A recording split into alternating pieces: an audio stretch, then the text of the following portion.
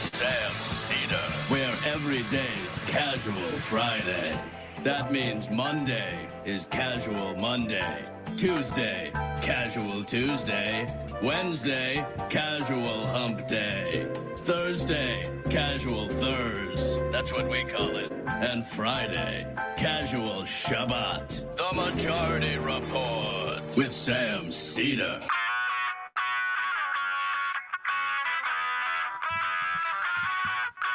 It is Friday, May 12th, 2023. My name is Sam Seder. This is the 5-time award-winning Majority Report. We are broadcasting live steps from the industrially ravaged Gowanus Canal in the heartland of America, downtown Brooklyn, USA. On the program today, Heather Parton, writer at Salon, or you may know her as Digby, proprietor of the Uber blog Hullabaloo. Also on the program today, Matthew Film Guy.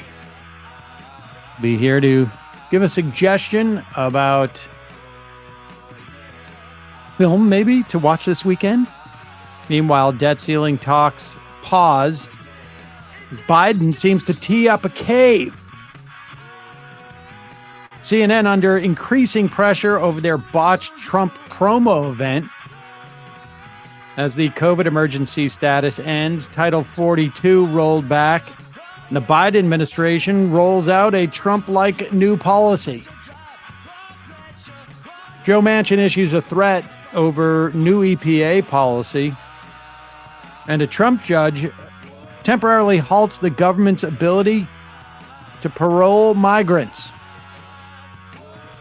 Another federal judge banning gun sales to 18-year-olds as unconstitutional.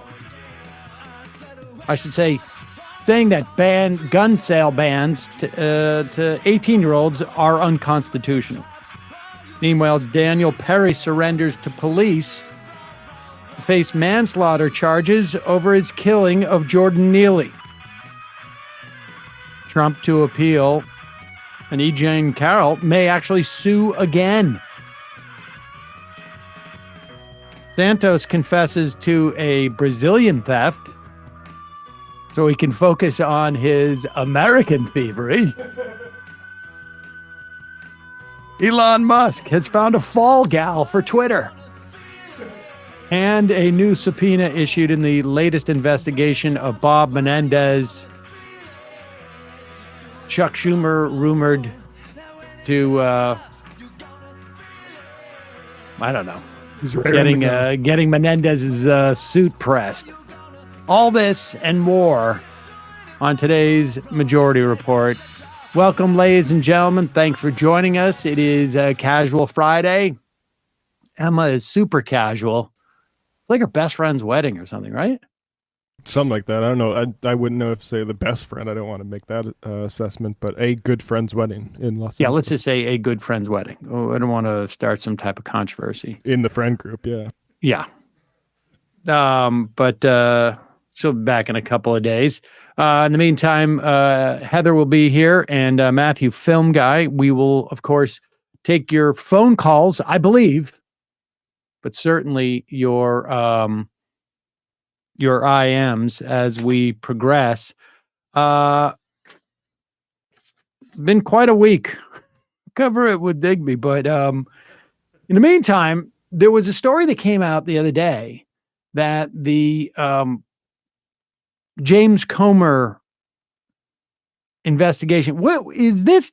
I'm confused.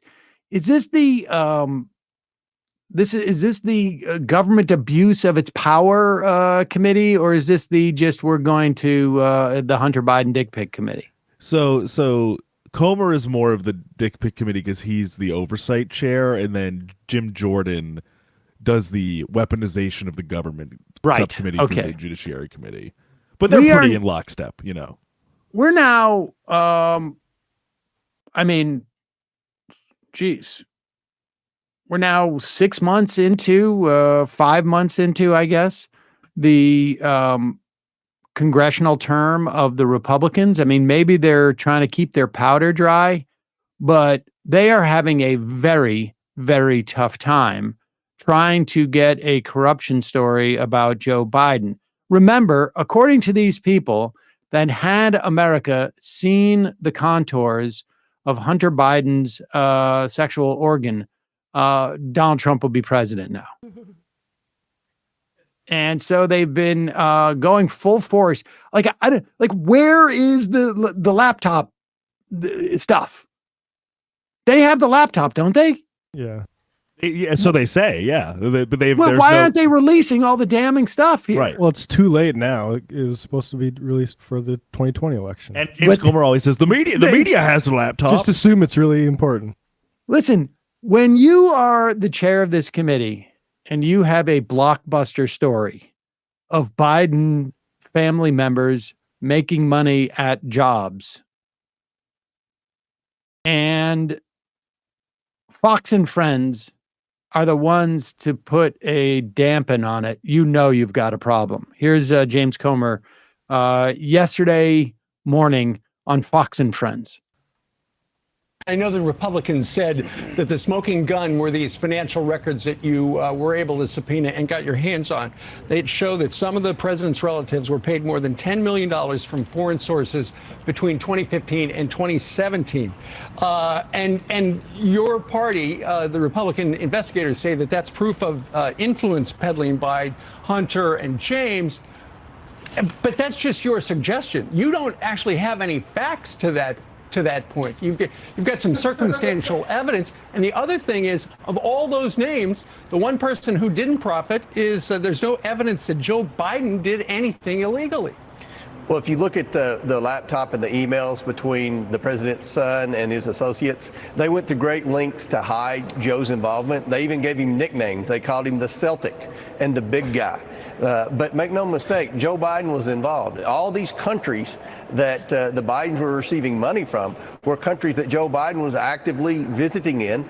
Many of these countries were receiving foreign aid that Joe Biden volunteered with the Obama administration to be in charge of. We look now at the Biden presidency. Many of the decisions he's made with respect to China, that I would argue put China first and America last, would leave most Americans scratching their head. Why would any president do this? So we know that the complexity of the way the Bidens set these shell companies up were made to try to disguise not only the money they were receiving, but also Joe's involvement. So we're at the very beginning stages of this, but in talking with the informants that we have, some of the former Biden associates that nobody's heard from yet, we know that Joe Biden was actively involved, and we're still looking for more bank records that we believe will implicate Joe Biden's active participation in this at the end of the day. He set up 20 different.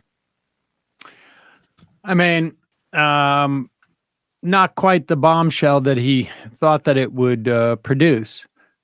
Certainly, if Joe Biden is getting kickbacks from other countries, we should hear about this. And frankly, I am totally in favor of some type of legislation involving nepotism and people trading off of the names of their famous parents or their powerful parents. Mm-hmm. Like their father-in-laws, let's say, or their fathers. I think that would be a very good thing. I'm not sure how you would structure that, but I am all in favor of, and also probably would help to have that 95% tax if they're getting millions. Here is Ron Johnson with the same dilemma that his friend in the House of Representatives, James Comer, has, which is, you gotta sort of use your imagination for some of the big parts of this. Listen, it's very similar to the $4 million that Hunter Biden got out of Burisma, out of Ukraine.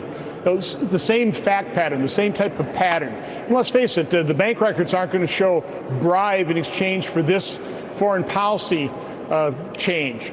Okay. But we know that President Biden lied to America when he said he never discussed Hunter's overseas business deals. We know he lied when he said that Hunter never made money off of China. Hunter made millions of dollars off of China. So we know that Biden has lied repeatedly to the American public on this very issue. These things look sleazy. There's all kinds of conflict of interest. We're going to have to infer an awful lot, and we're going to need more bank records. Let's take a listen to Vice. we're going to have to infer a lot. Meanwhile, all the Supreme Court justices are getting caught with like giant transactions, like basically that much. Like, But we will have to infer an awful lot about whether Biden is in bed with China. It's amazing, and I like how they sort of just throw in 2017 into there. All these payments are from 2015 to 2017. They really missed the boat with Hunter Biden. Seriously. I mean, maybe you might want to do those payments like in 2008 at the beginning of the Biden administration, or I should say the Obama administration, where Joe Biden supposedly had all these abilities to change the or policies. maybe in fact it was more valuable to Hunter after, because his dad had the prestige to go peddle his name.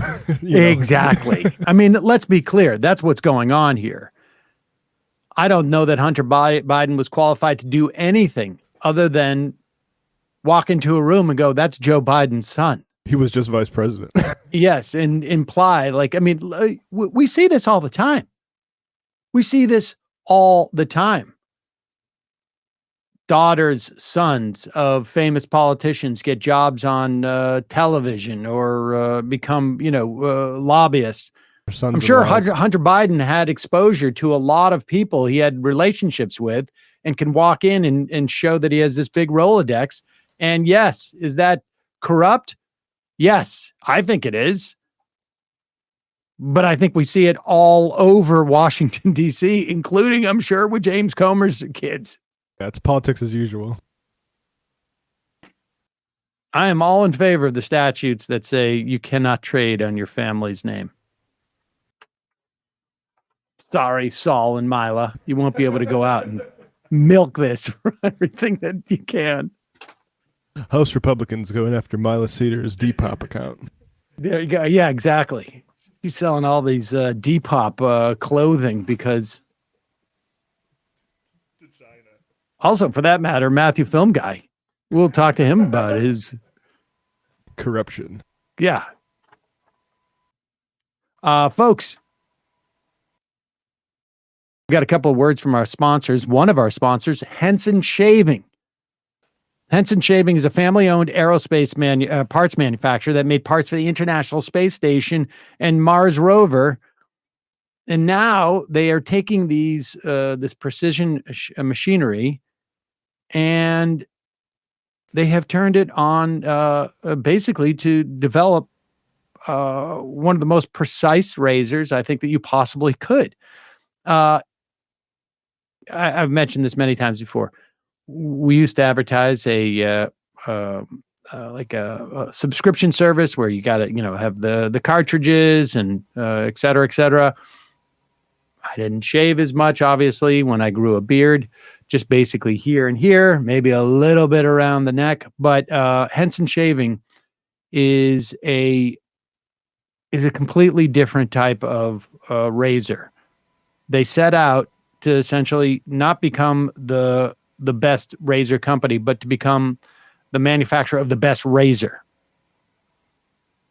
So their business model is no subscriptions, no plastic, no proprietary blades, no planned obsolescence. It is you buy the razor, and these razors are beautiful. They have a couple of different models, a couple of different colors. They are old school. Screw off the top. You put in one of those classic, blades,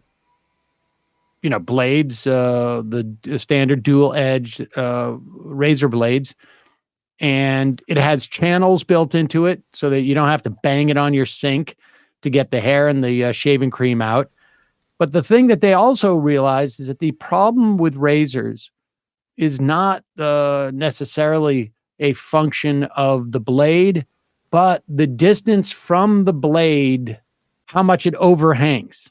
That's apparently where you get your nicks and your cuts and your scrapes. And they use aerospace grade machinery to make metal razors that extend just 0.0013 inches, less than the thickness of a human hair. that they come out from the razor, and that means a secure and stable blade with a vibration-free shave. Father's Day coming up. You missed it for Mother's Day. Also would have been a great Mother's Day gift, actually. But Father's Day is coming up. You should check it out. Once you own a Henson razor, it's only about $3 to $5 a year to replace the blades. $3 to $5.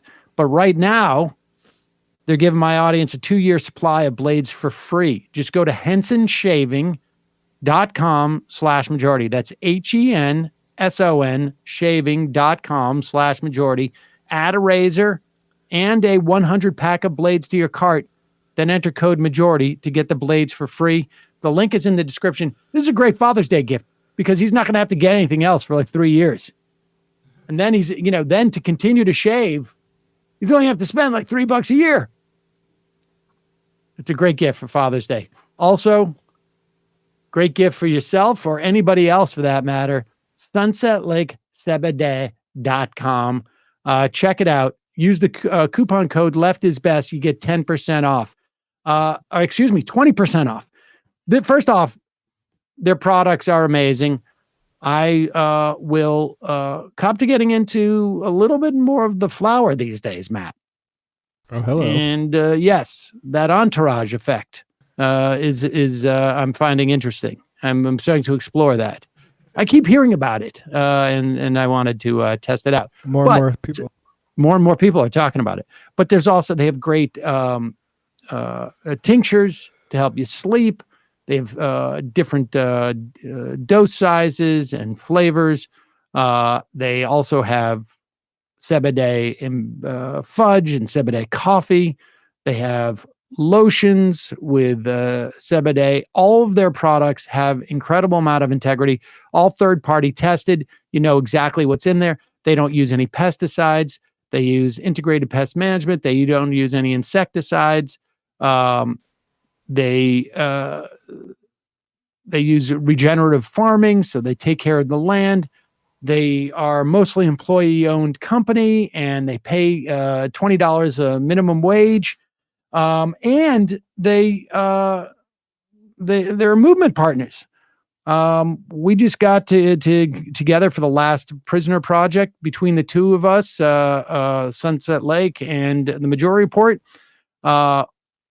We donated over $11,000 to the last prisoner project, and they also found matching funds for that. So it ended up being like $22,000 that went to the last prisoner project. But they've done a bunch of stuff like that. They've donated money to strike funds and to refugee resettlement and food pantries. Just a great all-around company, a great product. Check it out, SunsetLakeSebede.com, 20% off with the coupon code LEFTISBEST. We're going to take a quick break, and when we come back, we'll be talking to Heather Parton or Digby. Be right back.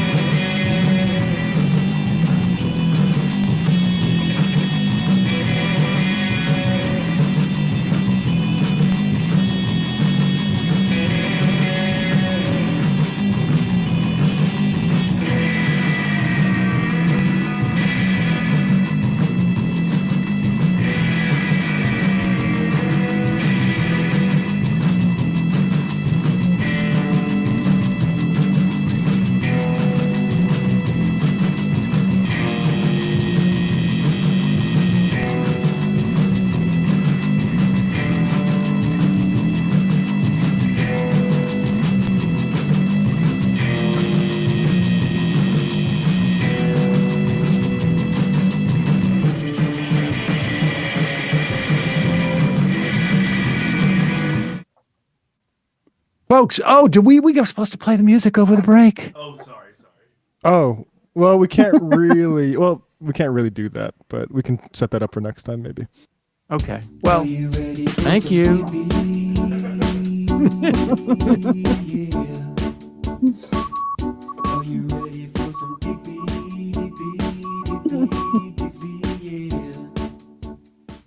There we go. Heather Parton, Digby. Always a pleasure to have you here. Folks can check out your writing at Salon and, of course, the Uber blog, Hullabaloo. You know,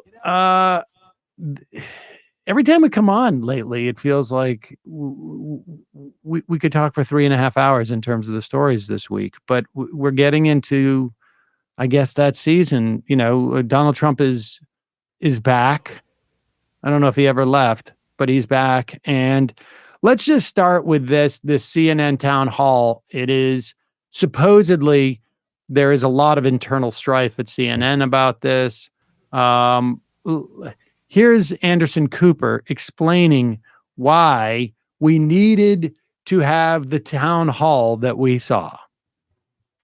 Many of you have expressed deep anger and disappointment. Many of you are upset that someone who attempted to destroy our democracy was invited to sit on a stage in front of a crowd of Republican voters to answer questions and predictably continued to spew lie after lie after lie. And I get it. It was disturbing. It was disturbing to see and hear that person refer to a black law enforcement officer as a thug, an adjective he used many times to describe black men, and call Caitlin Collins, the moderator, nasty, which is what he calls any woman who stands up to him. It was disturbing to hear him speak so highly of QAnon conspirators and insurrectionists who assaulted police officers in our democracy on January 6th. And it was awful to hear him spread ridiculous lies about the election.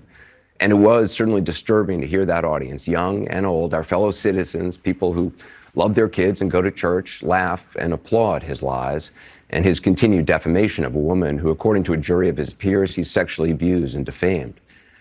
As good a job as Caitlin Collins did trying to fact check him, it is impossible to fact check fully because he lies so shamelessly.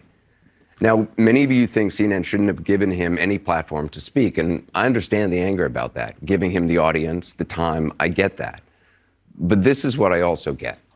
The man you were so disturbed to see and hear from last night, that man is the front runner for the Republican nomination for president.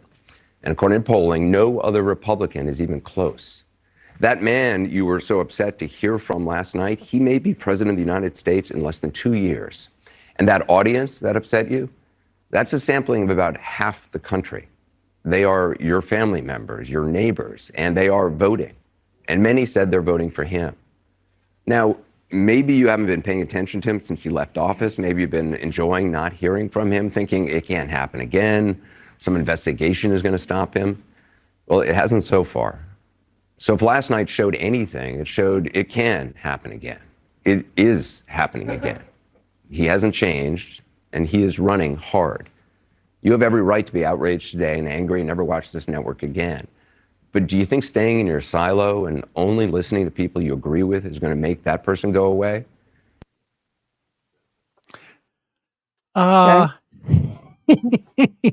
This is there's a lot of like bait and switch going on in this, it seems to me. But Heather, give me your take on what was wrong with it.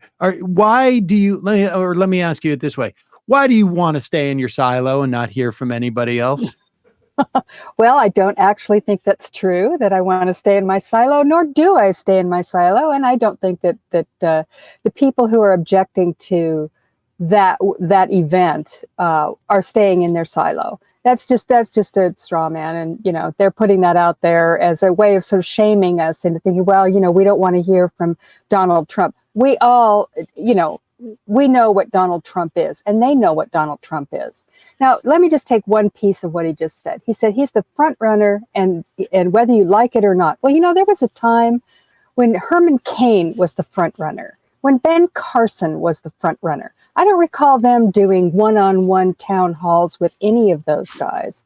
So that's not a reasonable excuse. Now, it is true he's the front runner, and he's probably going to be the nominee. But it's May of 2023. It's not May of 2024. what they basically did was offer him a kickoff rally on national TV for his presidential campaign. And by the way, they know that's what they were doing. And they absolutely understood that this was a big ratings grabber. And when you see the comments that Chris Lick, the new CEO, said the next day, we made news. And, I don't know, cable networks aren't supposed to make news. They're just supposed to report news. And the fact that this was an event designed to kind of put CNN at the middle of the story says everything about what they were doing. Now, we all know what Donald Trump is. There is some value, I suppose, maybe in showing Donald Trump to people who may have, as Cooper says, forgotten what he was like. There probably are people who've just tuned him out and said, I don't ever want to see that guy again. And maybe they need to see him, but they didn't need to see him in that particular format. Right. That format is absolutely conducive to Donald Trump, which was demonstrated. We know what he is. He's a pathological liar. It was a tsunami of lies, just one right after the other, obfuscation, dissembling, whatever you want to call it. It was just nothing but typical Donald Trump bullshit. And everybody knew that was what it was going to be. And Caitlin Collins obviously had spent a tremendous amount of time preparing with these answers, with these, these challenges that she was going to throw at him as he was spewing that tsunami of lies. And they had to have known that was not going to work, because it never has worked and it never will work. And then they went beyond that, and they stacked the audience with Trump cultists, apparently, who they also knew were going to provide a laugh track, basically, for this television show that they were putting on, this entertainment spectacle. They knew they would elicit no real information, although we gleaned a few nuggets from what he said, some of the things maybe some people hadn't heard before. But the fact is that when you put Donald Trump on live in a situation like that with an audience of hand-picked, there were a lot of his own operatives in the audience, apparently, that, you have this hand-picked, Donald Trump cult, and you put him on live, you might as well be covering a rally. I don't care. You can call it a town hall. You can call it whatever. It was a Trump rally. And that elicits no useful information whatsoever in a live format. In a taped format, you might have been able to go back and put together, the challenges in the moment, provide context, do a lot of things that would be useful to viewers. But that particular format is absolutely deadly. And Donald Trump knows it. And that's why he wanted it. And that's why they're celebrating today. They're putting out T-shirts that say TNN, Trump News Network, with his picture on it. Seriously. So good work, CNN. That really worked out for you. That's really good. I think it probably did work out for CNN. They're just looking for the ratings bump. But putting that aside, I think that's exactly the point. And you can tell, in the way that Anderson Cooper, like your point being that this was a format problem. And it's one thing to cover a Trump rally. It's another to give it the veneer of there being conflict, the veneer of there being like some type of questioning. And apparently, like Josh Marshall pointed out in Tara Palmieri's Puck newsletter that not quite sure who she was interviewing, but they did some warm up with the audience ahead of time. One of the questions were, are there any conditions? And Caitlin said, no, there are no conditions. Someone asked if Trump knew the questions ahead of time, and she said he didn't. And I think a lot of people were prepared to ask questions. The floor manager came out ahead of time and said, please do not boo. Please be respectful. You were allowed to applaud. I think they set this tone where they were going to try their best to keep this between the navigate. In other words, this was a setup to be a rally, but with the veneer of there actually being an interview. And I think, look, there is no problem in my mind with CNN having him on and interviewing him in the way that they would a candidate. But this was crazy. And he said, there's many of you who wouldn't want him on any platform. Well, the fact of the matter is that it does make a difference how you platform this guy. And yeah, of course, he is probably going to be the Republican nominee. So you ask him questions, you don't give him the opportunity to do like a like even rallies are staged events. This is even more staged because it appears to be something else. Exactly. It was like, it's like a pageant that they were putting on. Let's have it's like a setup for a reality TV show, which of course is his milieu. And, that is actually, it's incredibly important that people know what Donald Trump is saying. I don't deny that. And I'm not a person who says, don't ever talk about him or retweet him. All he wants is attention. Well, we can't help it. I mean, and Cooper's, right to the extent that these, the Republican Party still seems to love this guy, and he is probably going to be the nominee, and you have to hear from him. But he is sui generis. This is not a normal candidate. Even if you put Ron DeSantis or some other right-wing freak in that situation, it would be different than it is with Donald Trump. And it's because of the massive amount of lying and the absolute, the overwhelming, epic amount of scandals that this guy is dealing with and has dealt with throughout his and bizarre ideas and ignorance that he spews. He is different than other candidates. And I thought they had learned this. I wrote this in my piece in Salon today.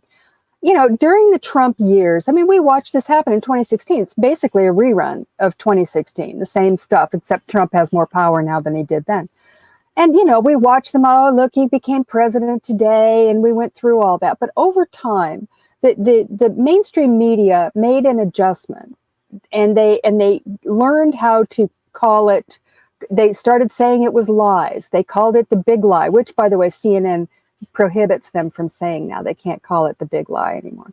But they had learned how to cover Donald Trump in an objective way, and by a neutral way, if that's what you want. The only way that you can cover him is by covering the fact that he is batshit insane, and so is his party.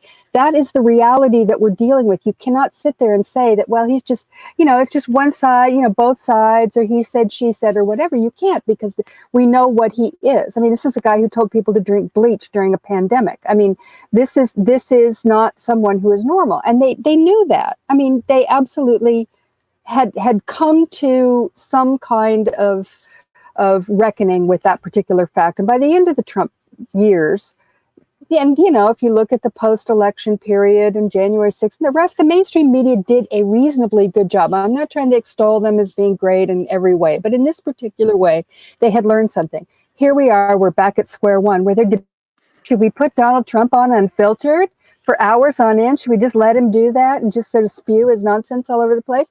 And that is, and we haven't talked about this, but it's a hugely important part of the story. There's a reason that this is happening at CNN. And the reason it's happening is because they had a corporate takeover by a guy, the major shareholder of the new corporate structure, the board of directors, is a guy named John Malone, who's a pay TV pioneer. And he is a right-wing fanatic. He gives Rupert Murdoch a run for his money. And by the way, at one point, he owned so much, News Corp stock that Rupert was afraid Malone was going to take it over, and ended up kind of squeezing him out on some kind of a corporate power play. Malone is Rupert Murdoch. He has been out there saying, you know what I really like? I want CNN to be more like Fox News, which does more of a news thing, and then they have equally balanced opinions at another point. I mean, he said this, not verbatim, but that's what he said. And his flunkies, including Chris Lick, the CEO, are following the edicts of a Rupert Murdoch of CNN. That's basically what's happening. So this was definitely on Wednesday night a play for disaffected Fox viewers, a play for ratings. And, this is what, I find it astonishing, because look at what it did to Fox News. It just cost them $787 million just a couple of weeks ago, because they were so enamored of this Fox News audience that they had created, the monster, that they had Monster had taken over the network, that the monster they created, that they ended up having to pay out a huge sum of money and are suffering anyway because of it. They're still losing people. So this is a very, very, we're seeing this right-wing takeover of another part of our media landscape And it's depressing as hell because, that's the last thing we need. I mean, I don't know how many networks these people need, but they've got Fox, they've got Newsmax, they've got OAN, and now they're gunning for CNN. I guess, what else? I guess MSNBC will be the lone island out there that isn't a far right network. I guess right. I mean, it's just full of Republican operatives during almost like 3/4 of the day. But putting that aside for a moment, right, there's two different things that seem to be going on here in terms of like the coverage of Trump and just the coverage in general that we're seeing. One is that we have this real like sort of ideological push, or I should say conservative ideology push. We've always had, I think, a very sort of corporate friendly ideology that has permeated all of the cable networks at all times. You've got this thing with Malone, and from New York, we know him from back like I think he was like MSG, like he was into cable back in New York for a long time. Years ago, yeah. And we have this thing, with Twitter and Elon Musk, and now maybe Carlson. We can talk about that in a moment. But there's also, I mean, you and I were talking about this during the Trump years. Like, are they going to revert to the mean? And on some level, they are. And even like you can see it in the context of the debt ceiling thing. Like, I want to continue to talk about that, but we're going to move to the debt ceiling in a bit too. But you see the way that the debt ceiling is being reported. I listened to AP News in the morning, and I knew there was something good. Like when they start to talk about the debt ceiling on AP in the way that they talk about it, I knew where we were headed here. And I think we're on the verge of like watching Joe Biden cave in some fashion. I don't know how material the cuts are going to be, but it just simply feeds the beast, as it were, the Republicans using the debt ceiling as they've done in the past. And, they're going to claw back COVID relief funds. There's probably going to be some cuts to some discretionary spending. We'll see. But I have a feeling that's where we're headed. But if you look at the coverage, we're back where we were, 10 years ago, which is how, we have a debt ceiling crisis. We don't have a debt ceiling crisis. We have one party that is trying to stand in the way of just doing their job. There's multiple avenues for the administration to do this. Lawrence Tribe, a hero of the resistance, came out, a famous constitutional lawyer, and said, the 14th Amendment, you have no problems. There's not going to be any litigation even. You have the ability to do this. Yellen apparently thinks there's a court problem. He can have it out with the, one of the most famous constitutional, professors in the country. But the point is, the reporting on this is completely skewed, and it was always my contention, particularly frankly when I got fired for a brief period of time because of a satirical tweet that Mike Cernovich had drug up and got Donald Trump Jr. to retweet. My contention is that the reason why the press did not have the ability to deal with the lies of Trump, and this was back in 2017, so he'd only been in office for 11 months at that point. The reason why the press doesn't have the ability to deal with Trump, the reason why an entire news organization couldn't make sense of a tweet that just about everybody fully understood what the point of that tweet was, is because when you had I don't know, Republicans for years, when you had Paul Ryan claiming that if you cut taxes, revenues are going to go up, and all of this sort of like just ridiculous. Everybody knew what he was saying was a fraud, but there was such a compulsion to not make an assessment of claims by the Republican Party, that they were just trained to accept lies. They knew that the media knows better how to launder lies than it does to actually call them out. No doubt about it. And, we're watching this happen well, I mean, that going back to what we were originally talking about with Donald Trump and the town hall. That's exactly what was happening there, was that lies were being laundered.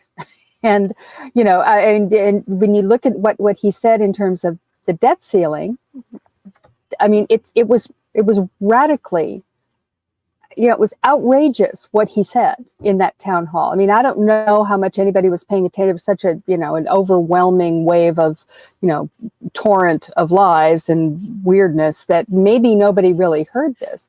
What he said, he told the House Republicans that it was good to default on the debt. He basically said, it's fine. It's going to happen. He kept saying, it's going to happen anyway. Might as well do it. Like, I don't know what that means. It's going to happen anyway. But, they let that go. I mean, that just went through. Just, go ahead and default. Go ahead and do it.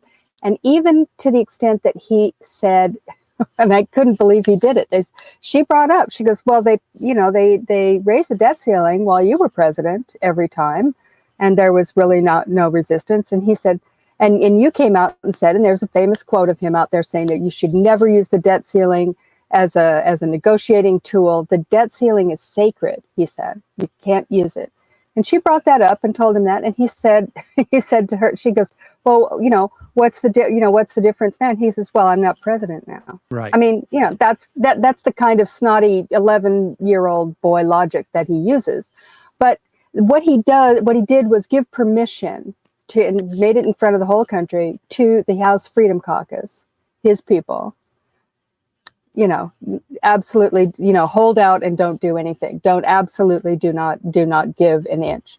And so that, I didn't see the news in the morning with any headlines saying Donald Trump is saying that the country should default. This is a terrible thing. It shouldn't happen and blah, blah, blah. I didn't see anything like that because that's really not news to them. What's news is Joe Biden needs to, start negotiating. He needs to get off the dime and get in there and start negotiating those cuts because, that's the only answer is for Joe Biden to negotiate.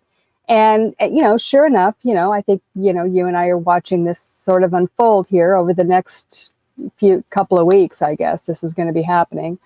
Maybe a month. I don't know when this whole thing is going to, allegedly we hit the deadline here. But, they're negotiating. And that has come largely, I believe. I mean, I think, we heard in the beginning that the administration absolutely understood after 2011. We've read piece after piece after piece of Obama administration people and people who are now in the Biden administration. They learned their lesson. You can't negotiate with these terrorists when they're doing this thing. It's a bad thing. Don't do it. And the lesson was from, I guess it was the 2011 negotiations, that if they don't negotiate, the Republicans end up capitulating. And that's what you have to do. You have to push them to the absolute limit. Well, what all the this is what I love. The media is giving Republicans this new power that they didn't have in 2011 by saying they're so radical, they're so out of their minds that they will let the country default. And Donald Trump is out there saying, go ahead and do it. And so everybody's looking at Joe Biden going, well, it's up to you to save the country. Right. I mean, no, but this is always how it goes down. Yeah, this is always how it goes down. It's absolutely outrageous. It's your job to stop these crazy people by giving them what they want. If you don't give them what they want, they're going to blow up the world. And, and they're saying that's, well, that's just the way it is. You got to do it. What are you going to do, Joe? I blame the press for this, but it's also very hard not to blame Biden. It's very hard not to blame the Democratic leadership because we see example after example. I mean, this week I was talking about Dick Durbin allowing, reinstating blue slips and allowing all of these judges to be held up by Republican senators when, of course, and he turns to them and says, like, when during the Trump years, we didn't do this. Why are you doing this now? I mean, honestly, and you and I have been having this exact same conversation for probably now, like, I'm sorry to say, I mean, this has been a long time. We've been talking about this for 18 years, maybe. Yeah, at least. And it is because it's the exact same, Yeah, like literally the same politicians as it was 18 years ago. Well, that's true. Making these decisions. I mean, that's the thing, is that I don't know that this is endemic in the Democratic Party. We can't tell yet because it's the exact same people. Exactly. It's the exact same people doing the exact same things as they've been doing this entire time. And as if, like, you know, they have this sense of what we're going to do is we're going to hold down the institutional fort. And when Trump goes away, this is going to be important. We are the ones who saved, like, the political civilization, as it were. But this is also exactly what they said during the Bush years. Yep. Yep. It's what they said during the Obama years. It's what they say over and over again. You know, we just got to hold out. And, you know, then when this clears, when the smoke clears, and all this radicalism is wrung out of the Republican Party and we go back to normal, then we will have preserved all these great norms and processes so that, you know, we can negotiate in good faith again. Well, you know, I mean, I do not see that light at the end of the tunnel. It is not, in my lifetime, it has been the opposite. You give them an inch and they take a mile. The right has gotten more and more and more radical, and it's really accelerated in the last 10 years. And you know, but it's been coming this whole time, and largely because of that particular attitude. The Democrats continually just say, well, you know, they're terrified of being called radicals themselves, right? I mean, this is a big problem. That's one thing I like about the younger generation. They don't give it. You can call them radicals. They don't care. Yeah, so whatever. But the old people, you know, people who are my age, who went through the, you know, the Reagan years, and a lot of them did, they are terrified of having that happen again, of being tagged as being, you know, radical left-wingers and calling them socialists and all this stuff. And they're scared of that. So they're always wanting to be the reasonable. They have to always feel that they're demonstrating that they are the reasonable adults and that they are going to, you know, they're going to do the right thing and no one should question it, because they're very much afraid. And the media reinforces this, by the way. Yeah. You know, they're always talking about, oh, the suburban voters are going to abandon you if you get too crazy, and Black Lives Matter and, you know, Antifa and all that. They push that stuff. So, you know, they definitely kind of, you know, tickle that particular fear in those particular Democrats. But, you know, this is something, you know, and Biden is probably, in this particular case, Biden may be the worst possible person to be in charge. And I say that as someone who's been, you know, very, you know, surprised, and happily so, that he's had as successful a presidency as he's had. He's been much less, you know, Biden-like than I expected. But when it comes to these particular things, he has a very high opinion of himself as a negotiator who can get a good deal. This is something, and he did it back in the negotiations back in the Obama administration. He stepped in.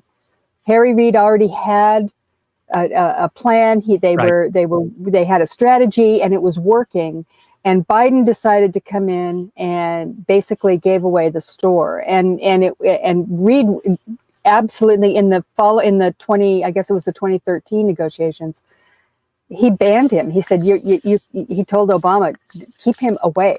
We don't want him anywhere near this. And Obama did, because Obama had learned that lesson and kept Biden out of the negotiations. So I'm very concerned, because when I saw him the other day in the press conference, you know, he's sort of mouthing all the right things, you know, say, oh, we're not going to negotiate and blah, blah, blah. But there was something about the way he was talking that just told me he really, you know, he's going to do it. Politico said that there was there is some reporting to the effect that he is getting ready. There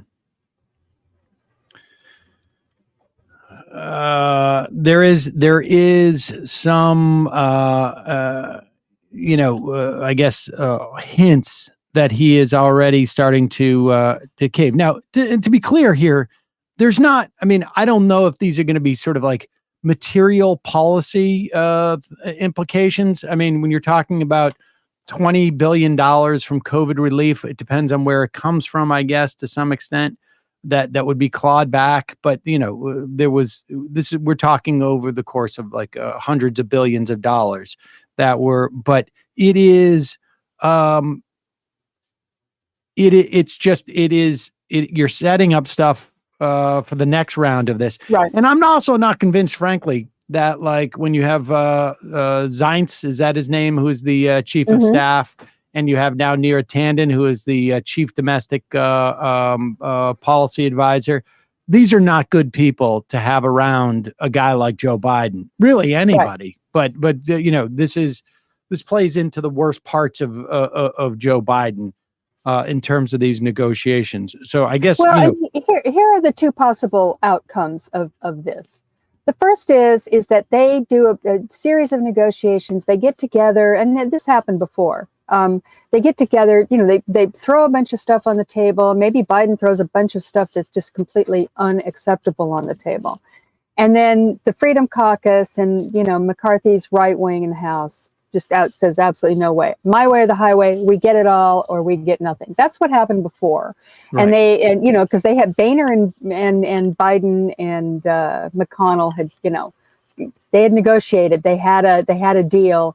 And the Freedom Caucus to cut Social Security too. To cut Social Security, yeah. I mean, they were given, like I said, they gave away the store, and they had made a deal, and the Freedom Caucus at that time, I guess they were still called the Freedom. They were Tea Partiers in those days, pre-Trump, and they basically said no, we could get it all or nothing.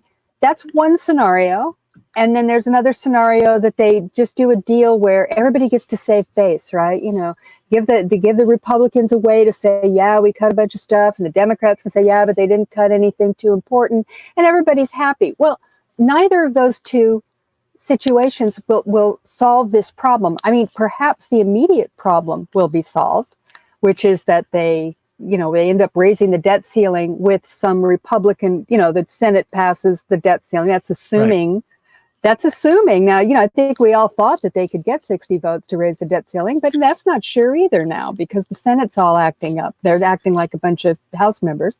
So who knows? But let's assume the Senate passes something to passes the bill to raise the debt ceiling. Then it goes back to the House and they can get 5 Republicans to go over and vote with the Democrats to raise the debt ceiling, and Kevin McCarthy gives up his job and basically says, okay, I'm sacrificing myself on the altar of the debt ceiling. Now, what kind of betting is this? I mean, it's insane. And even if one of those things were to happen, even if okay, we dodged a bullet again and the debt ceiling's gotten raised, it has once again empowered these people to keep doing this thing. Yep. They are going to do it again, and it's going to be worse and worse each time because they're getting crazier and crazier. So, I find it hard to see.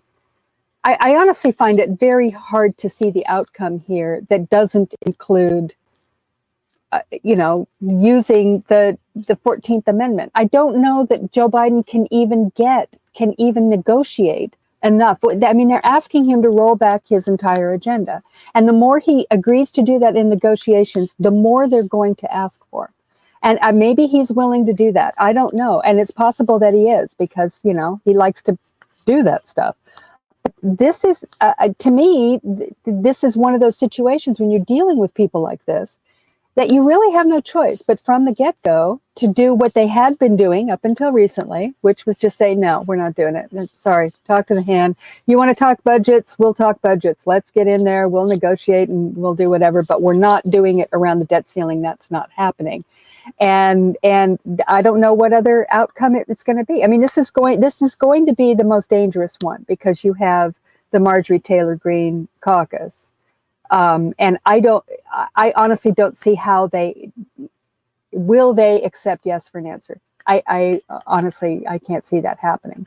And, at which point, what happens? Kevin McCarthy gives up his job? Do we see that happening? No, no. I'm amazed and really wonder where Wall Street, where the big corporate money, where is that pressure? Because you would think they would welcome the 14th Amendment solution. Let's just get this off the table. We don't have to worry about, this default in the past. And the cuts aren't material enough, it seems to me, in terms of what the right. What are they getting out for of it? corporations, anyways? Yeah. And then They're it's not like there's anything. tax cuts there. But it really is indicative of, I think, of a mentality amongst these specific Democrats that is probably not necessarily influenced by, sort of like donations and whatnot. It's really just like really, really sclerotic political thinking. And that is not like it really is. This is just, they're bad at their jobs. And again, I go back to the Durbin, sort of like blue slip thing. I mean, and frankly, Dianne Feinstein. Hey, I was just going to say the same thing. Yeah. This is just, it's just insanity. It really is insanity. And, I mean, I'm terribly worried about the next election. I don't think, frankly, I don't think Donald Trump did himself any favors by going on and doing this on CNN in the way that he did. Not really. I don't think he wins any votes there, but I think it just further degrades the capacity of media, and it just makes everything worse. I think that's sort of like what's happening here with the debt ceiling too. Yeah. It's a degradation of anything. It's just a going backwards in terms of being able to do anything. It's pretty depressing. It's very depressing, and they are looking at, they had the opportunity to get rid of the debt ceiling, or at least extend it way the hell out at the end of the last term when they still had both houses, and they couldn't do it because of Joe Manchin and Kyrsten Sinema. And the reason I say this is because they had an extra, what was it? Reconciliation. Reconciliation. Yeah, you had an extra reconciliation that they could have used, but Manchin and Sinema wouldn't go along. So, I mean, this is another part of the problem, is that, as long as the Democratic Party does not have a fully functional coalition either, as certainly in the Senate, and that is going to continue to be a big problem for them. And we are going to see, I am quite sure, if there is some type of debt ceiling deal, we're going to see that remember that provision that Joe Manchin wanted, his separate bill for permitting and whatnot, that he had come up that's that definitely the Democrats on the table. Yeah, I am quite convinced we're going to end up seeing that in this. If there's one thing they do actually get, it will be that. And and people are going, well, maybe if that's the only thing, I'm going, oh great, let's perfect. Let's empower Joe Manchin some more. And the thing is that Joe Manchin is probably going to lose his race because this guy, Jim Justice, who is, another Democrat turned Republican, which is basically the same thing as Joe Manchin. He's probably going to win, and Manchin is probably out anyway. And now he's talking about running third party on the no labels ticket. I mean, there's all this whispering. I don't think he's going to, but he's using that as leverage, right? Maybe I'll run third party, maybe I'll do something else. I mean, he could, lose the seat and mess up Joe Biden. I mean, the guy's a real piece of work, Joe Manchin is. Yeah, he's trying to get, he's literally trying to, we're watching just him, we're watching basically a job application in process, right. For him to deliver these stuff for the fossil fuel industry. Sure. And and I don't think it's just payback. I think there's more money in this future as well, of course. Frankly. Yeah. Let's just briefly touch on this. I know we're just about out of time, but we are now officially, as a country, maybe if not actually, out of the COVID state of emergency, and we are. It's hard to tell exactly how many flu deaths we have in any given year because it's estimated. It can run from anywhere from like 17,000 to 60,000 in any given year. And I remember doing an interview 2 years ago, I think it was. How will we know when we're out of the pandemic?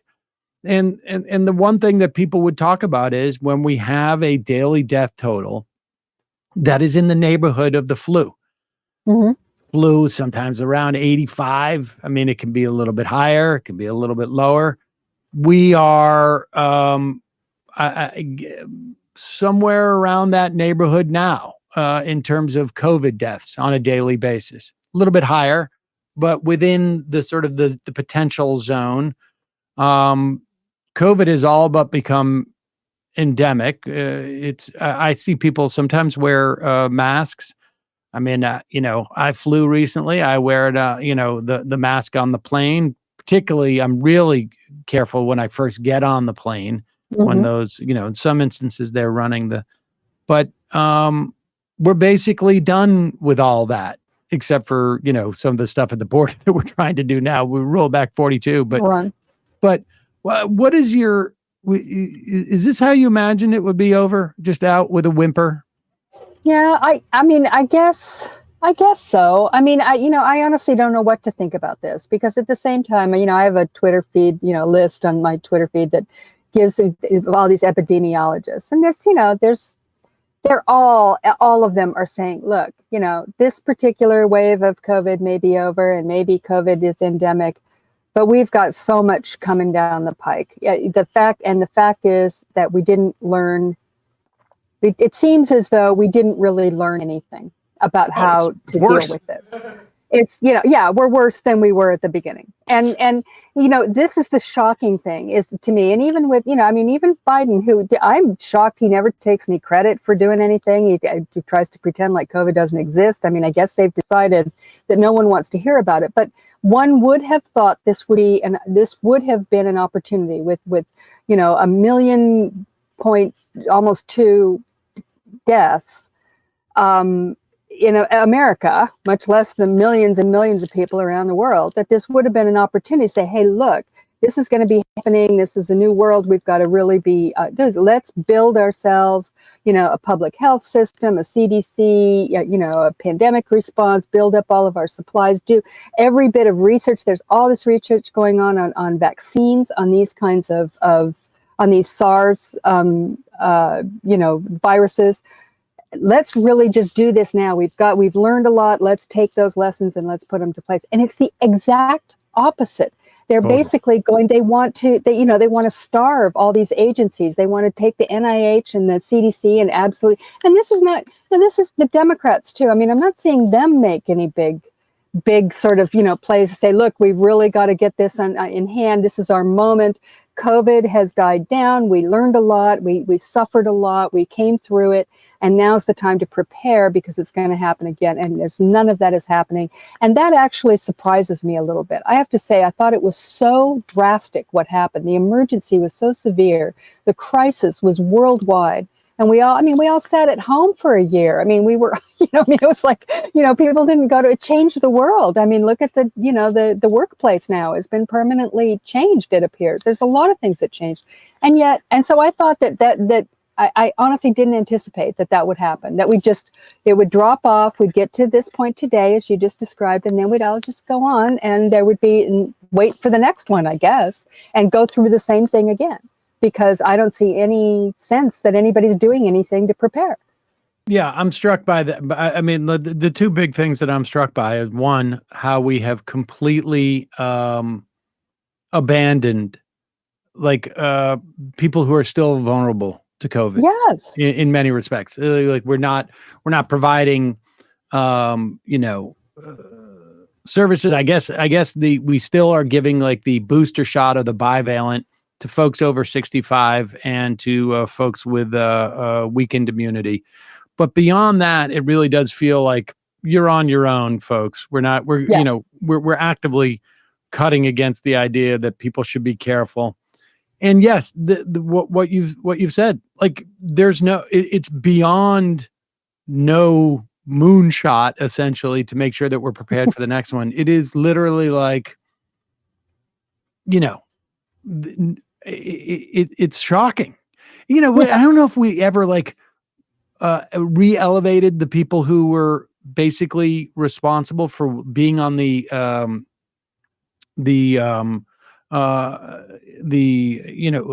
do you call it, the lookout for pandemics. That used to be basically, there used to be a direct link to a cabinet level position. We don't have that anymore. We don't have the infrastructure that we had that Trump had basically gutted in the run up to the to COVID.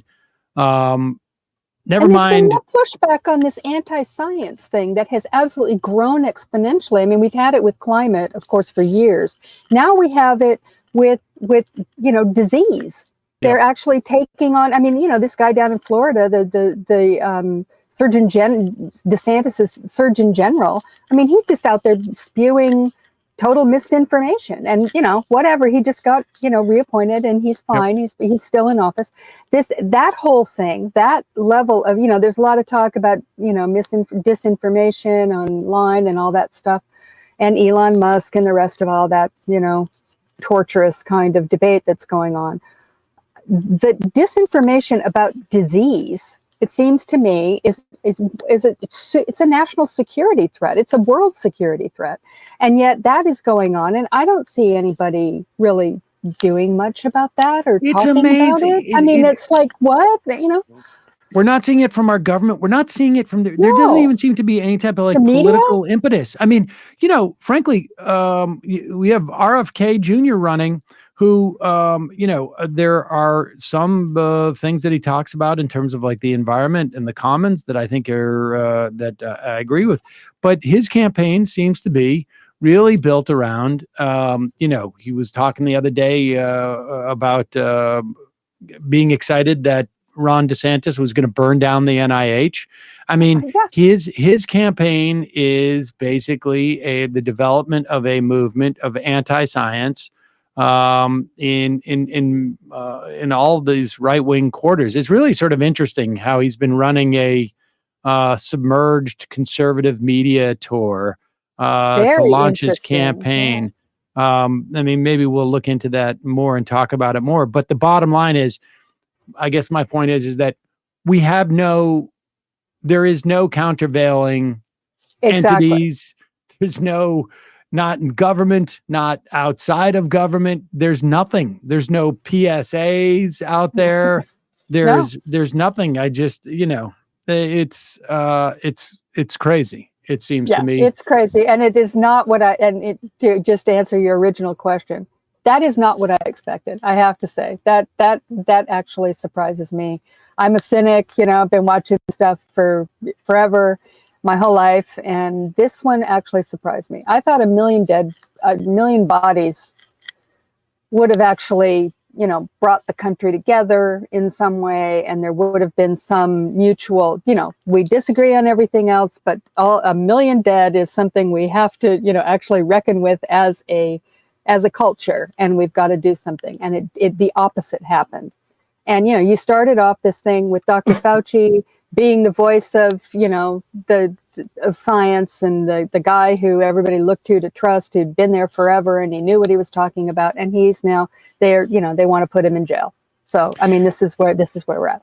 They want to put him in jail, and they want to almost like eliminate the entire apparatus. Yeah. And I mean, the next one's, knock on wood, let's hope the next one is less virulent, because oh God, yes.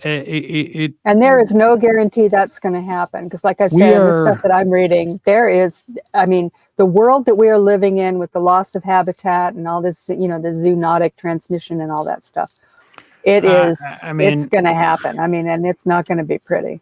Well, I want to say, like, I will hope that it's, 100 years from now, so that everybody is, passed away, and we've already, rebuilt up some type of, a new generation, new generation who just realizes, well, we got to be ready for something like that. That sounds like it could be bad.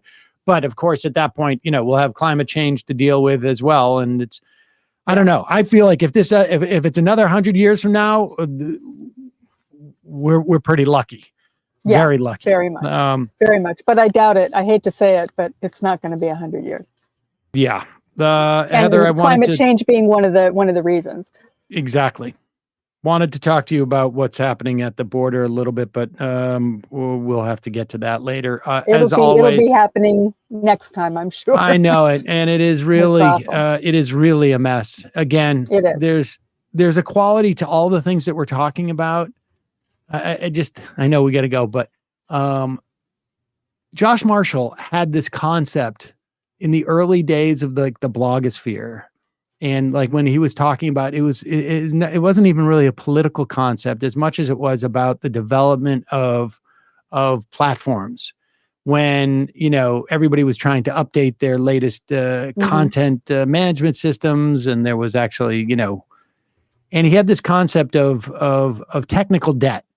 Like if you didn't upgrade your WordPress when they came out with a new version, and you were 10 versions behind, the cost associated that to your functionality would increase. There would be almost like interest that had grown because you hadn't kept up with trying to maintain it like within some type of parameters.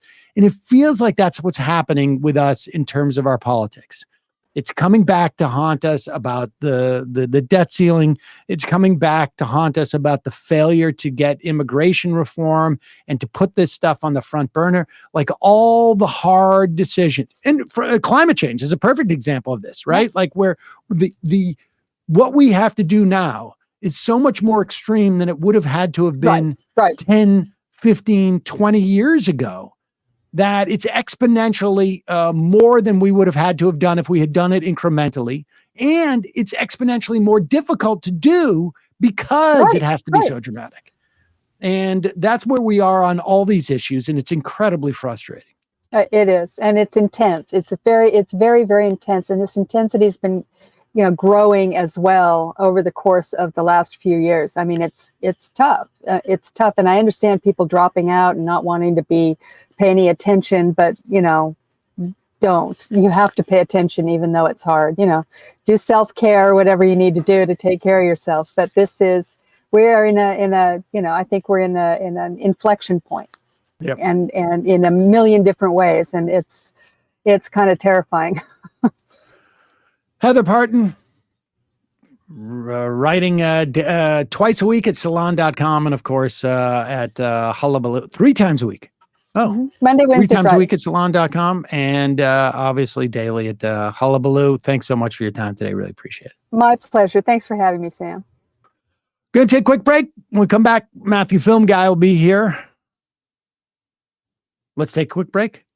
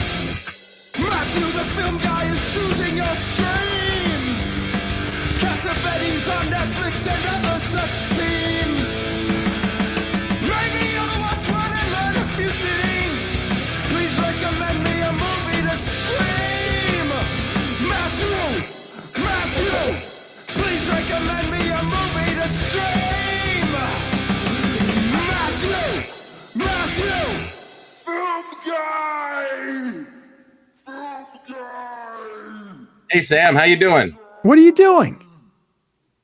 What are you talking about? Why did you put that hat on? Does it say Tim Heidecker? Oh, yeah. Yeah, I think so. I don't know. It's just a hat somebody sent me, Who, Tim Heidecker? Did he send you the hat? Actually, it was Ronald Reagan. But, not that you'll So understand. Ronald Reagan sent you a Tim Heidecker hat for the next time that he came on the Majority Report. Is that right? There's a conspiracy. I mean, Jesus. Look, you won't understand this, Sam. But, sometimes when you start to thin out on top, you just have to start wearing hats, some sort of headwear. Some people choose a beanie. I choose this. That is, Ronald Reagan has a real sick, twisted, God, that guy. Well, you don't like it? You don't like this hat? I mean, it's rude to wear a hat. Yeah, it's rude to wear a hat on TV or on YouTube or whatever. It's not, There you go. You're like, how's this? That's much better. The old classic Majority Report trucker hat. I don't know what's going on with you. Matthew, film guy, always a pleasure to see you. We could use, I should have told you up front, maybe we need a more updating, we need a more uplifting film for this Casual Friday. Digby and I worked our ways, down into doom and gloom a little bit more than I had anticipated. So what have you been up to? How does the strike affect you? The writer's strike? Yeah, you're quite right to point out that this may be a bit of an issue in my life right at the moment. I stand by the strike, but production has basically been, I'd say 100% shut down since January. It rolls downhill for people. Even though I may not necessarily be in any of the unions, the production has just been sort of frozen. So I'm in terms of feature film work, I'm waiting with bated breath for the resolution of this power struggle. The good news is that the movie that I was editing when we spoke when I was in LA last fall, that finally came out at South by Southwest. It got a really good reception, a lot of great reviews. Brittany Snow's movie, it's called Parachute now. So I'm waiting for that to actually come out. I think it's eminently on the verge of being sold. So got some good news in the good column, but otherwise it's a bit of a holding pattern. Meanwhile, I teach my class, which is wonderful. And I have time to absorb more films. Do you think that the fact that the production was frozen was a function of a sense that SAG-AFTRA is going to go on strike as well?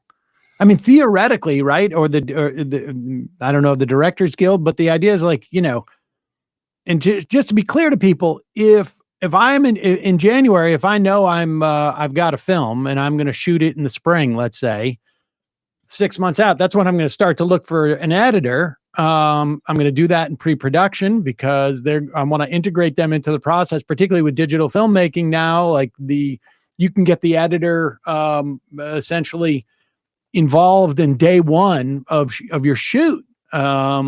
And that's why you're saying this stuff dried up in January. It sounds to me like they're anticipating the potential of the actors striking as well. I mean, writers have been able to shut down some productions, but if they've already written the stuff, they're gonna execute it, particularly in film. But unless there's no actors. Well, we're seeing now that many productions are being shut down, even in the middle of production, where technically they could be working, even though the writers are striking in solidarity. So maybe the powers that be knew that was happening. But from what I was told by my representation, the writers' strike itself, the looming threat of that, was itself basically slowing things down to a trickle back as far as January.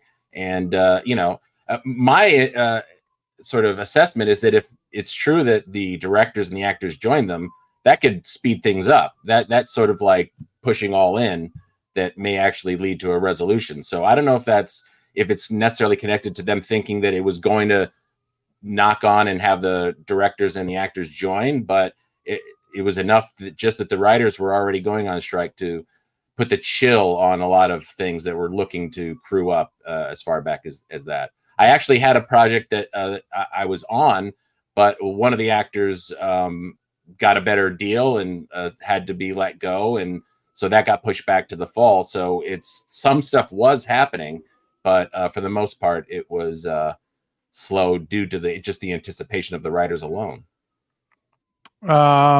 Yeah, and we'll see. I get the sense this is going to go on longer than the last one. I mean, unless you're right. I think if the directors or the actors decide to strike as well, maybe it all becomes it all gets rolled into one sort of grand force that forces the producers to the table. I've been hearing you talk about it all week and recognizing that the strike, the sort of the atmosphere is much more, let's say, a higher consciousness these days than it was 10 years ago. So without a doubt, I'm cautiously optimistic that this will represent a sort of a conglomeration of factors that will keep it short. But I am personally prepared to go without any of this kind of work for as long as necessary. But it's going to be a few months for sure. Well, as you know, Matthew, I was on on Movie Night Extravaganza. You did another podcast? I did another podcast only because I wasn't going to allow you to have been on there and me not go on. Like I wasn't going to, that I was not going to stand for. We talked about 3 Days of the Condor. Before we get into your movie recommendation, film recommendation, what is your 3 Days of the Condor take? What did you think about the analysis of that film? Well, I've known for years that you love that movie, so it was fun for me to see you get into some details about it. I originally saw that movie. I watched it again in anticipation of your appearance there, and I had seen it. I must have been 17 or 18 when I first bought the Sid Field screenplay book. You must have read that, Sam. Yeah, of sort course. Of like the Bible for wannabe screenwriters, and it was featured heavily in that as a example of a well-written, well-structured screenplay. So I saw it back in those days. I certainly understood it and appreciated it even more today, or recently when I saw it. It's up there. It's hard for me to imagine that this is what, mainstream Hollywood looked like at one point. And that's what's a wonderful sort of thing to realize is that, yes, it has movie stars. Yes, it has a kind of, for me, regrettable love subplot, which needed to be there, between Faye Dunaway and, Robert Redford, but yet it still had a kind of, I want to say, seriousness, not exactly super depth, but a kind of seriousness. And, let's face it, political consciousness that these days, obviously the example of the sort of the influence on it, on the Marvel movie, the Winter Soldier came up, but it's just so telling how anemically just, stupid the politics are of that movie compared to this one, where it actually had real world implications and a kind of, a sense of paranoia, and things aren't necessarily going to work out. So I gave it a lot of credit for that. Is it a cinematic masterpiece? I don't know. No, I mean, it's a pedestrian film, if you will, but the quality of those at that time were just so much higher than they are today. Well, and this is like really connected to the whole thing that the WGA strike is on about. Like, to me, the whole AP, or the AI-ification of Hollywood is connected to the same thing that, these days you're just making copies of copies of copies of copies anyway. Yeah. So why not have a robot do it, And it's just telling that 3 Days of the Condor was a mainstream film where it was, again, not super sophisticated, but actually taking the risk to be somewhat challenging to an audience, not spoon feeding you the narrative completely.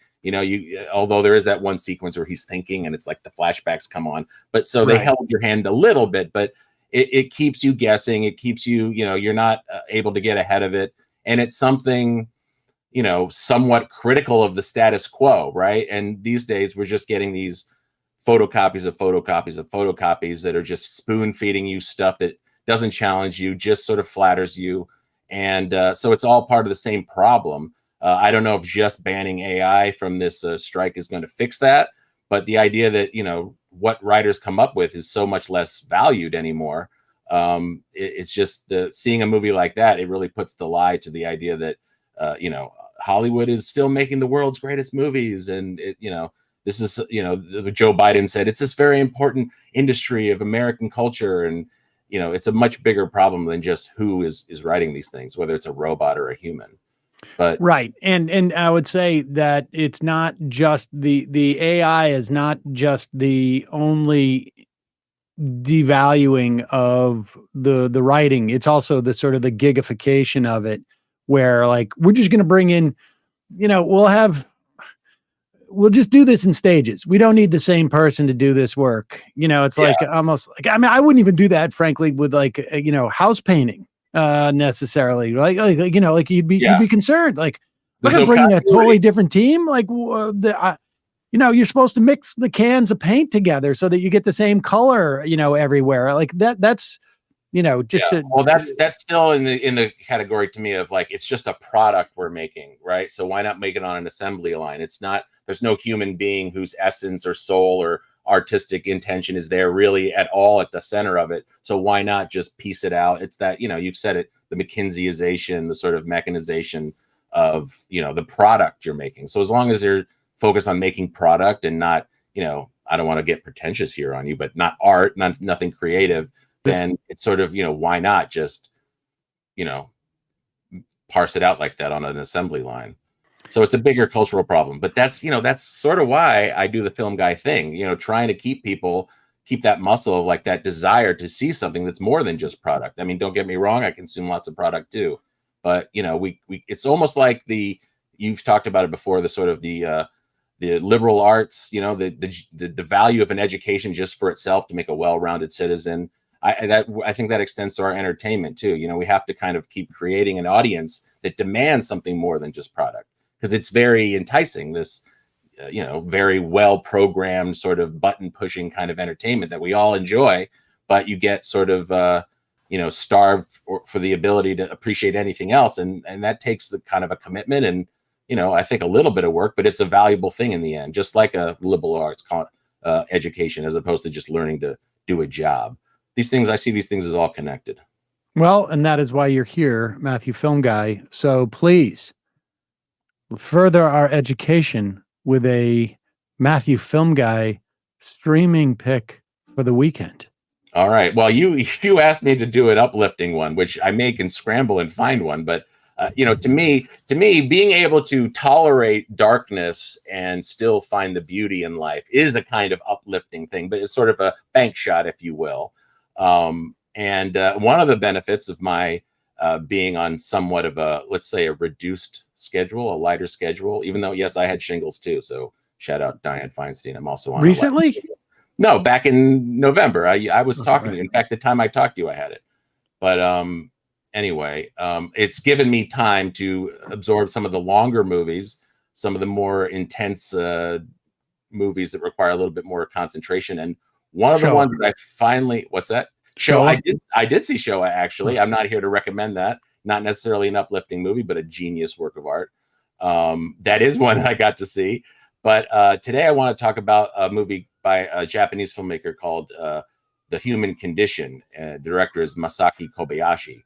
And it's actually 3 movies, each almost 3 hours long or more each. So you kind of have to parse it out. The first 2 are sort of good, but they're really worth it to get to the third one.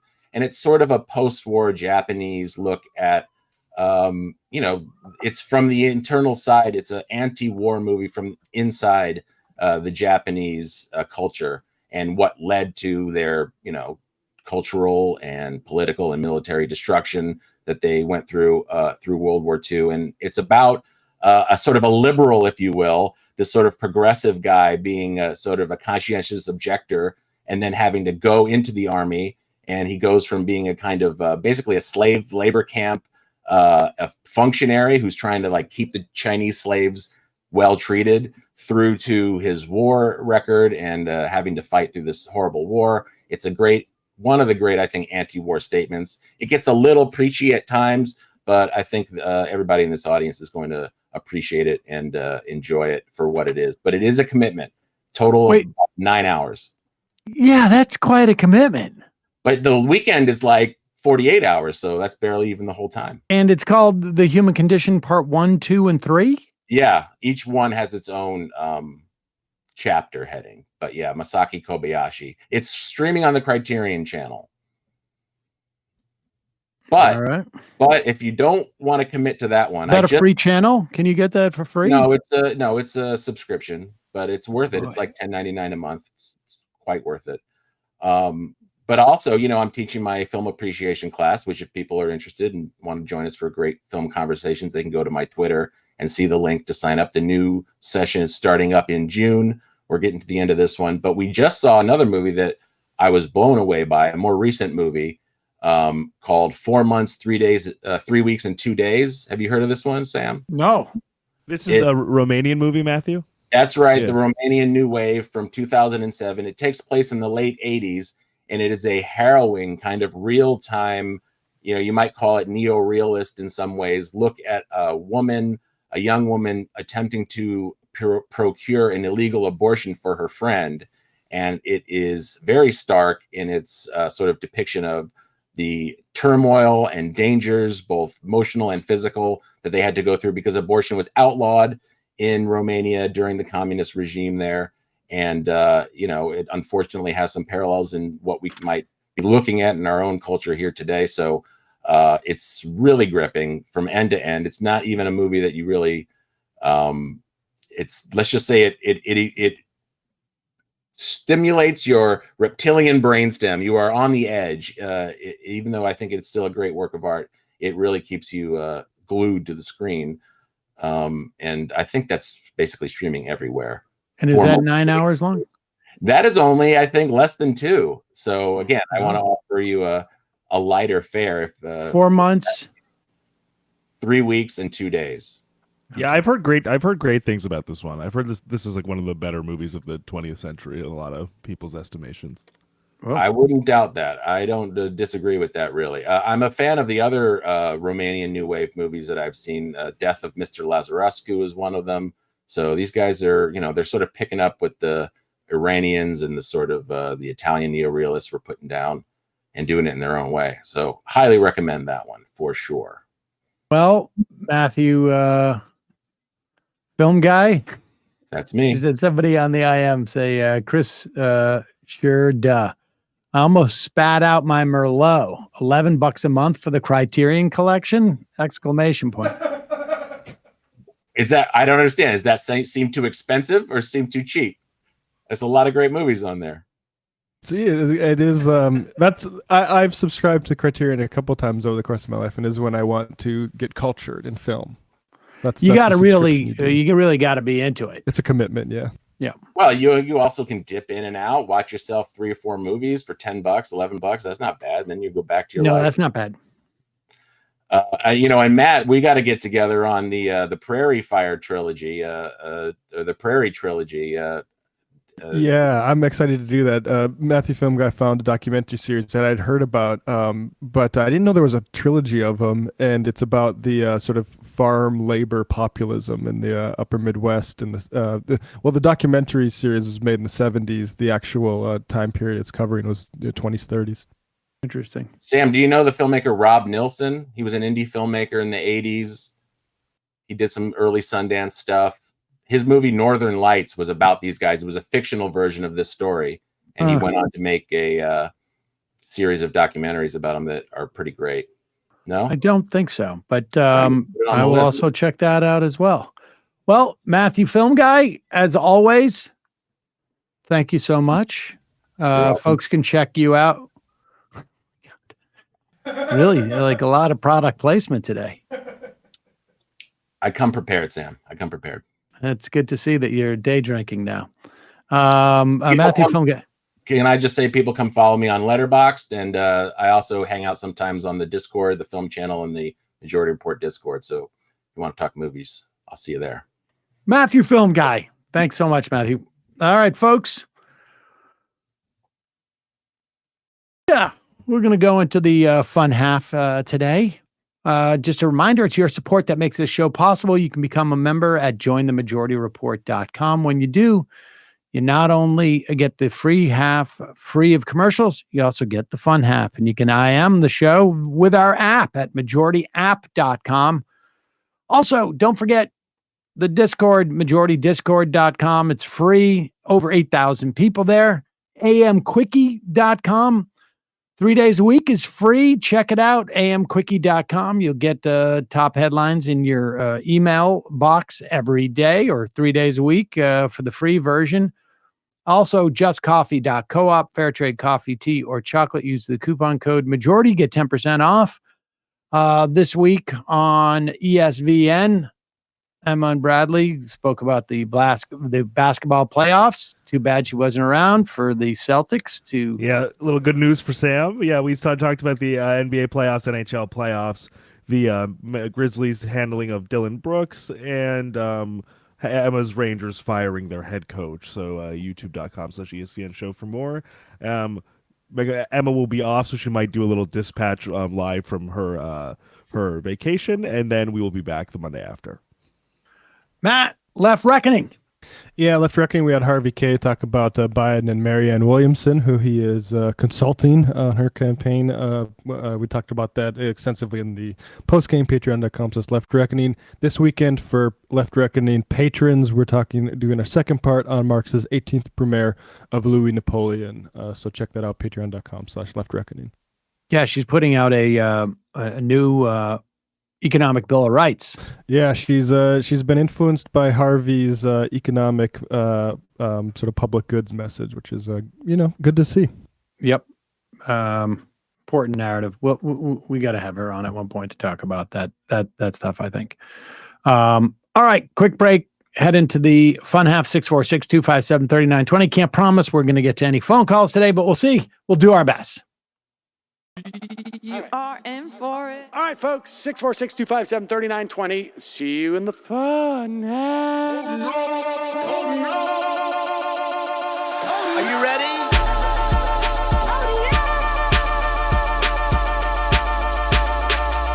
Who sent us this? Alpha males are back. Boy is back. And the alpha males are back. Just as delicious as you could imagine. The alpha males are back. Boy is back. And the alpha males are back. Just want to degrade the white man. Alpha males are back. I take all of it in my throat. Alpha males are back. Snowflakes says what? The alpha males are back. You are a madman. And the alpha males are back. Oh no, Sam Seder! What a fucking nightmare! Bring back DJ Dinner. Yeah, or a couple of them. Just put them in rotation. DJ Dinner. Well, the problem with those is they're like 45 seconds long, so I don't know if they're enough of a break. That's fucking nonsense. You see white people doing drugs that look worse than normal white people, and all white people look disgusting. And the